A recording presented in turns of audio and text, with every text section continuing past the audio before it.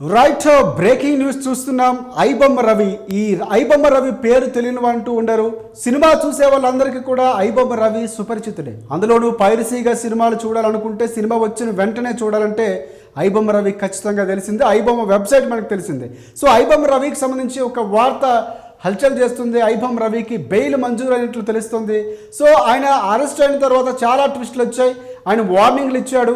So అక్కడ సీజేఐకి సంబంధించినటువంటి అప్పుడు సజ్జనార్ కూడా స్పందించడం, ఇవన్నీ సందర్భాలు చూసాం. కొన్ని రోజులు స్తబ్దుగా ఉంది. మరొకసారి వార్తల్లో నిలుస్తున్నాడు ఐబొమ్మ రవి. ఐబొమ్మకి బెయిల్ మంజూరు అయినట్లు తెలుస్తుంది. ఆయన ప్రతిరోజు కూడా అరెస్ట్, అక్కడ బెయిల్ సంబంధించి సమాధానం చెప్పాలి. అలాగే కొన్ని షరతులతో కూడినటువంటి బెయిల్ మంజూరు చేశారు. ప్రధానంగా ఐబొమ్మ రవికి బెయిల్ మంజూరు అయిన తర్వాత పూర్తిస్థాయిగా వార్తలో నిలుస్తున్నాడు. షరతులతో కూడిన బెయిల్ మంజూరు చేసింది కోర్టు.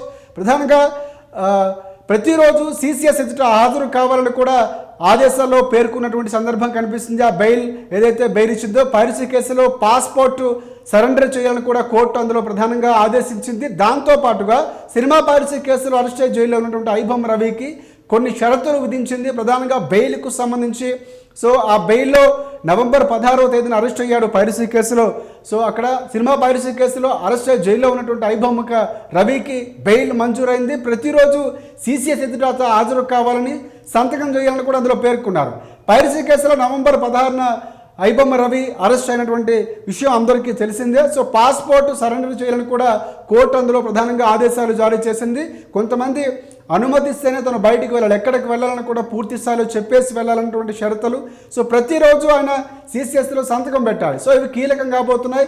షరతులతో హై లెవెల్స్, ఒక రకంగా షరతులు అని చెప్పొచ్చు. ఈ లెవెల్లోనే తనకి బెయిల్ అక్కడ మంజూరు చేశారు. తనను ఉపయోగించుకోవాలి, తనతో గవర్నమెంట్లో కొన్ని మంచి పనులు చేయించుకోవాలి, తనకు నాలెడ్జ్ని వినియోగించుకోవాలని చాలా కామెంట్లు చూస్తాం ఐబొమ్మ రవికి సంబంధించి.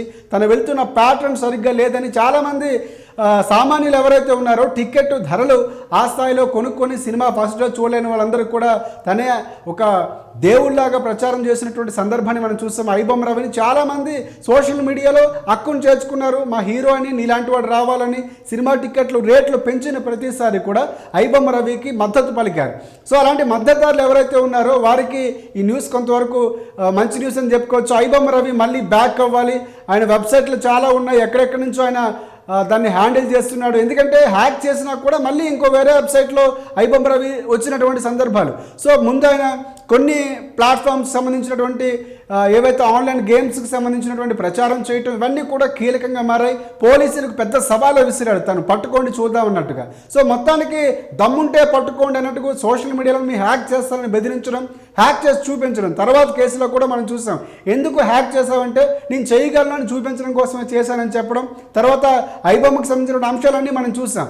సో ఐబొమ్మ రవి ఎక్కడున్నాడు ఏంటి అంటే చాలా వరకు పట్టుకుంటారంటే తను ఇక్కడ ఒక కేసుకు సంబంధించినటువంటి విచారణ కోసం వచ్చిన సందర్భంలో భార్య పట్టించిందని, లేకపోతే సమాచారం తెలిసిన వాళ్ళే ఇచ్చారని, లేకపోతే పోలీసులే కలుపుకున్నారని, ఇలా చాలా సమాధానాలు వచ్చి ఎట్టకేలకు ఆయన పట్టుకున్నారు పోలీసులు. సో ఆ తర్వాత ఆయన అరెస్ట్ రిమాండ్కి తీసుకోవడం, తర్వాత విచారణ జరగడం, ఇప్పుడు జైల్లో ఉన్నటువంటి సందర్భం. కానీ ఎట్టకేలకు ఆయనకు బెయిల్ వచ్చింది. బెయిల్ షరతులతో కూడినటువంటి బెయిల్ వచ్చినటువంటి సందర్భంగా కనిపిస్తుంది. ప్రతిరోజు ఆయన పిఎస్కు హాజరవ్వాలి, అక్కడ సంతకం పెట్టాల్సినటువంటి షరతులతో పాటుగా పాస్పోర్ట్ను సరెండర్ చేశారు.